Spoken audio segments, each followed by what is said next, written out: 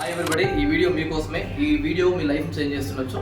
Right sir, మీరు ఇద్దరు ఒక గవర్నమెంట్ హోదాలో ఉండి రెవెన్యూ డిపార్ట్మెంట్లో 60 నుంచి 70 వేలు నెలకు సంపాదిస్తున్నారు. అలాంటి వ్యక్తులు వెస్టీజ్లోకి రావడానికి కారణం ఏంటి? సార్ 11 సంవత్సరాల నుంచి నేను విఆర్ఓగా పనిచేస్తున్నాను. నా జీతం వచ్చేసి 42,000 సార్. కానీ ఈరోజు జస్ట్ 9 మంత్స్లోనే ఇక్కడ 70,755 రూపాయలు తీసుకోవడం జరిగింది. ఇక్కడ మనకి ప్యాసివ్ ఇన్కమ్ అనేది చాలా చాలా ఇంపార్టెంట్ సార్. అది వెస్టీజ్ బిజినెస్ గురించి క్లారిటీ అనేది ముఖ్యం.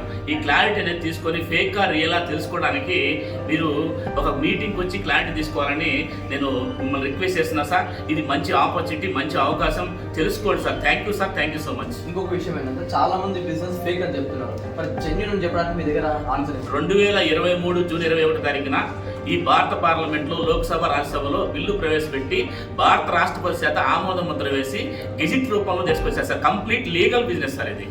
Thank you. చూసారు కదా.